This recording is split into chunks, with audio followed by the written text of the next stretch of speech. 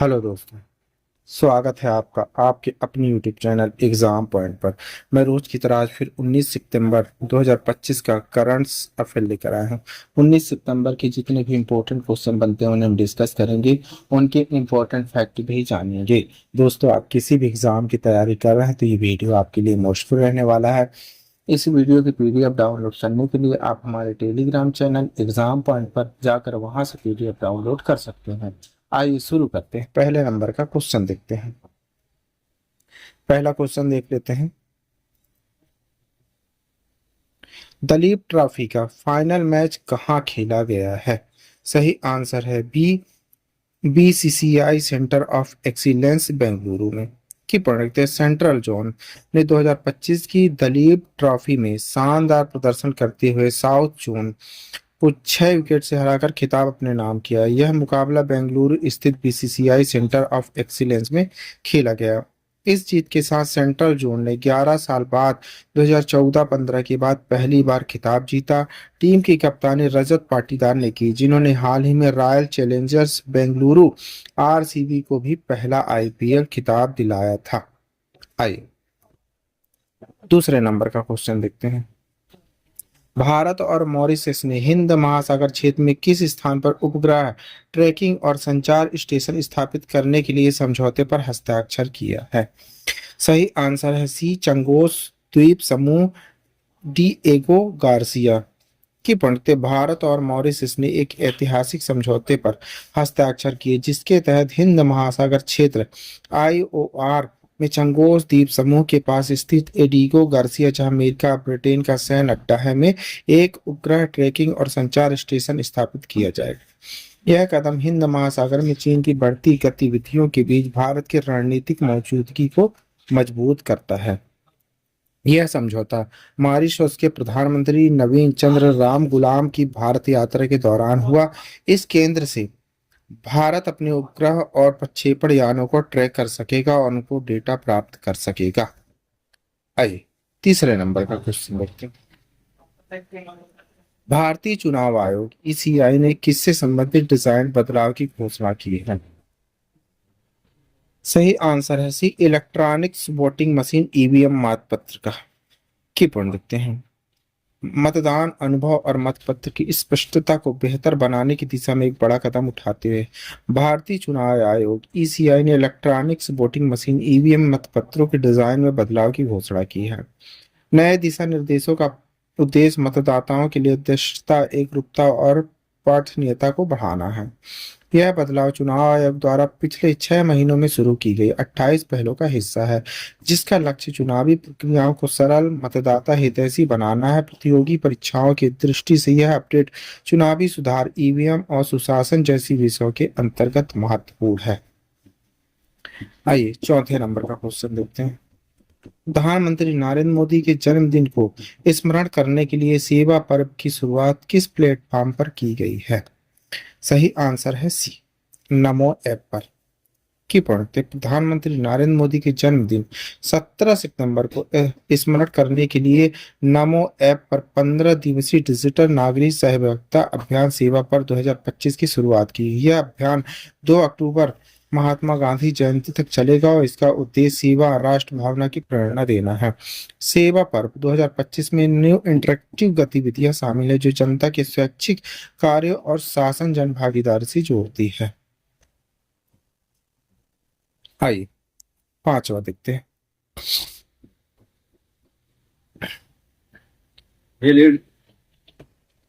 पांचवा क्वेश्चन देखते हैं। स्टैंडर्ड्स एंड पुअर्स एस&पी ने चालू वित्त वर्ष FY 2025 भारत की अनुमानित जीडीपी वृद्धि दर कितनी बताई है?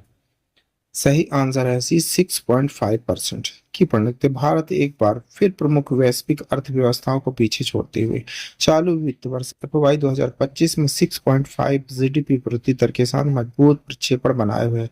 अमेरिकी credit rating agency Standard Poor's and की हालिया रिपोर्ट के अनुसार भारत विश्व स्तर पर सबसे तेजी से बढ़ती प्रमुख अर्थव्यवस्था बना रहेगा।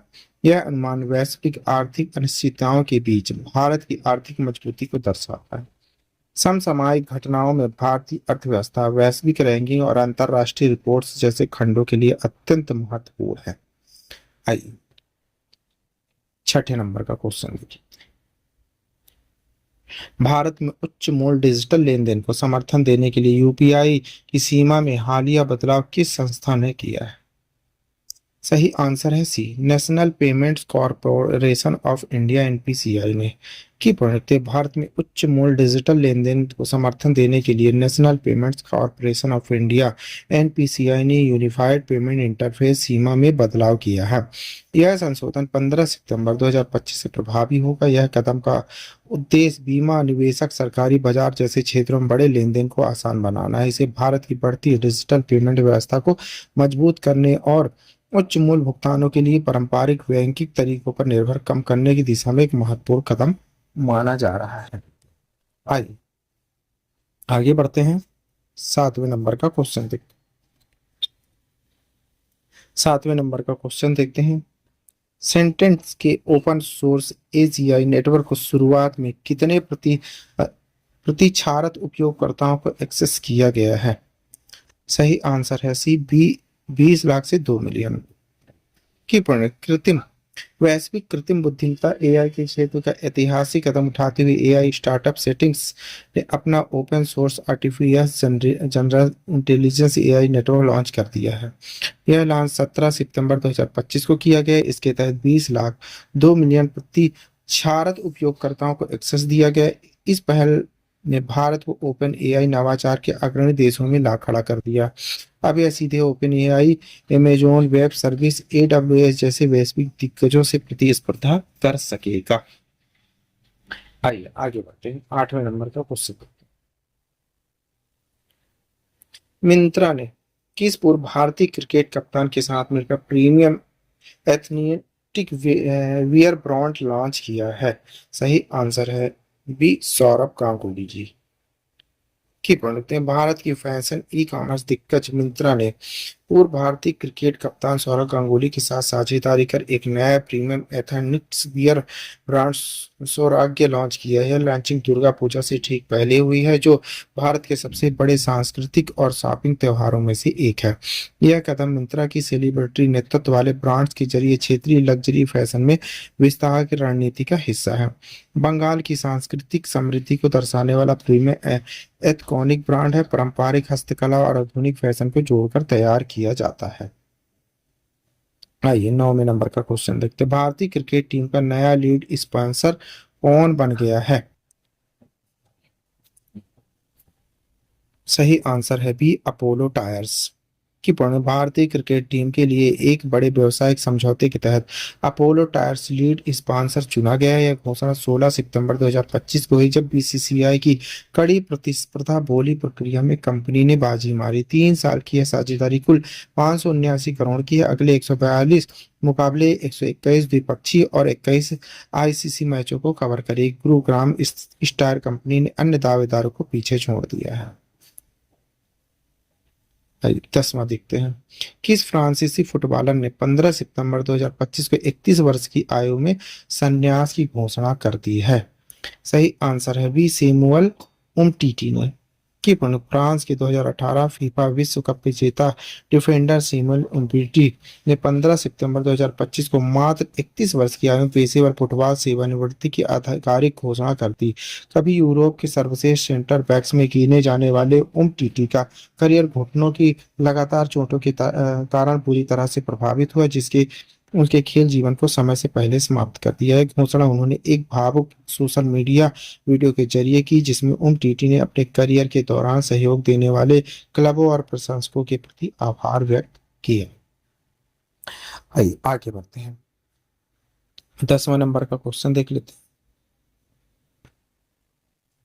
पहली छमाही में दुनिया का तीसरा सबसे अधिक डाउनलोड किया गया बैंकिंग ऐप कौन सा बन गया है?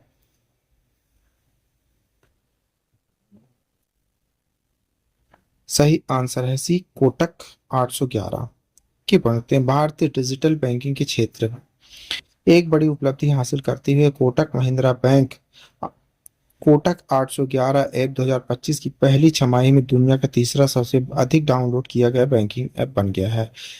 सेंसर टावर की रिपोर्ट के अनुसार कोटक 811 को इस अवधि में 1.6 करोड़ से अधिक डाउनलोड्स मिले, जिसके जिससे इसने SBI YONO app 1.4 crore downloader के साथ चौथे स्थान को पीछे छोड़ दिया है। यह कोटक 811 के लिए साल दर साल 250% की तेजी वृद्धि को दर्शाता है, जो इस अवधि में वैश्विक स्तर पर सबसे तेज रही। पहले दो स्थान ब्राजील न्यू बैंक और ब्रिटेन रिवेन्यूल ने हासिल किए हैं। आइए 12वें नंबर का क्वेश्चन देखते हैं। भारत का सबसे बड़ा और आधुनिक खेल परिसर स्पोर्ट्स कॉमनवेल्थ कहाँ उद्घाटित किया गया है? सही आंसर है बी, अहमदाबाद नूरनपुर में पुरा में। की पढ़े केंद्रीय गृह मंत्री अमित शाह ने 16 सितंबर 2025 को अहमदाबाद के नरपुरा में भारत का सबसे बड़ा और अत्याधुनिक खेल परिसर स्पोर्ट्स कॉमनवेल्थ का उद्घाटन किया। यह अवसर भारत के खेल क्षेत्र में एक ऐतिहासिक मील का पत्थर माना जा रहा है, जो सरकार की उद्दृष्टि से जुड़ा, जिसके तहत 2047 तक भारत को विश्व की शेष खेल महाशक्ति बनाना लक्ष्य है। उद्देश्य कॉमनवेल्थ गेम जैसे अंतर्राष्ट्रीय आयोजनों की मेजबानी का योग योजना बना रहा है। आइए 13 नंबर का क्वेश्चन देखते हैं। फाइड ग्रांड स्विस का आयोजन किस शहर में हुआ है? सही आंसर है बी, समरकंद में।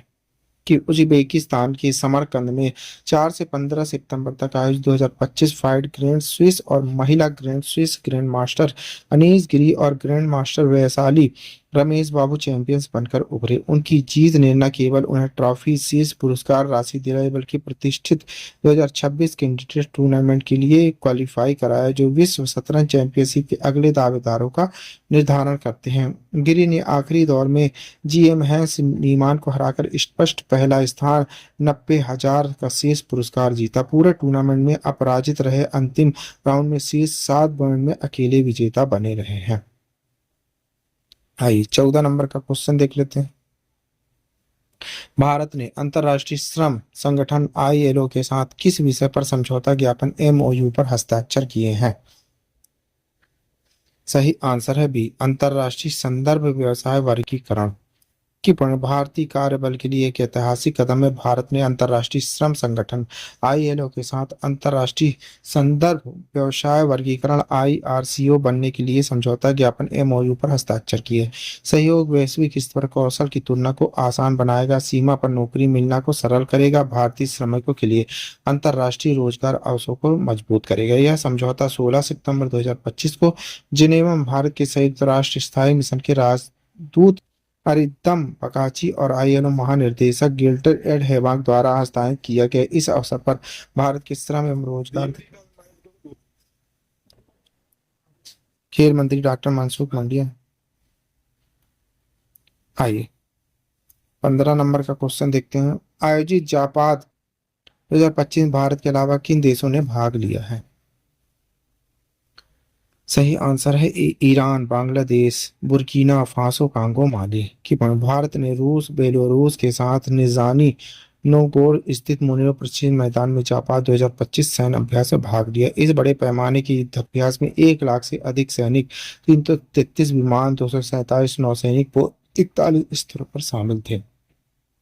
भारत ने सेना, नौसेना, वायुसेना के कुल 65 कर्मियों को भेजा, जिसका नेतृत्व कुमाऊं रेजिमेंट ने किया। अभ्यास का मुख्य फोकस संयुक्त सामरिक अभ्यास, आतंकवाद विरोधी अभियानों, परस्पर सहयोग, इंटर कोऑपरेटिव था। अन्य प्रतिभागी ईरान, बांग्लादेश, बुर्किना फासो, माली शामिल थे।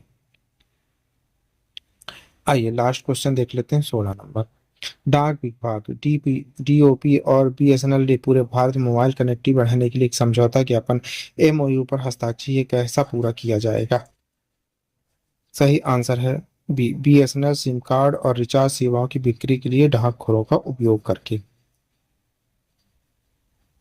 की पढ़ते हैं। डाक विभाग DPI BSNL नई दिल्ली में एक समझौते ज्ञापन MOU पर हस्ताक्षर की, जिसका उद्देश्य पूरे भारत में मोबाइल कनेक्टिविटी का विस्तार करना। इस समझौते के तहत 1.65 लाख से अधिक डाकघर BSNL सिम कार्ड और रिचार्ज की बिक्री के पॉइंट ऑफ सेल के रूप में कार्य करेंगे, जिससे दूरसंचार सेवाएं विशेषकर ग्रामीण दूरसंचार क्षेत्रों में अधिक लाभ मिलेगा।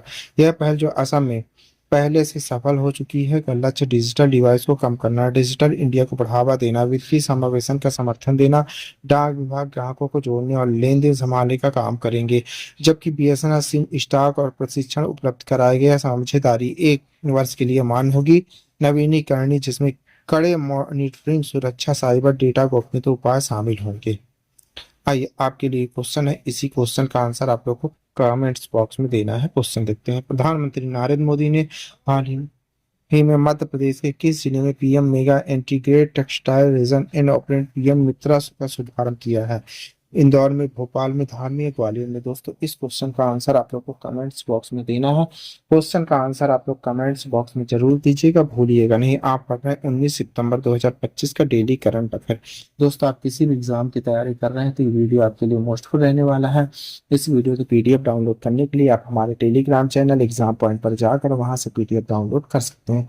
Thank you for watching my video. इस वीडियो को ज़्यादा से ज़्यादा शेयर करें, लाइक करें, कमेंट करें। थैंक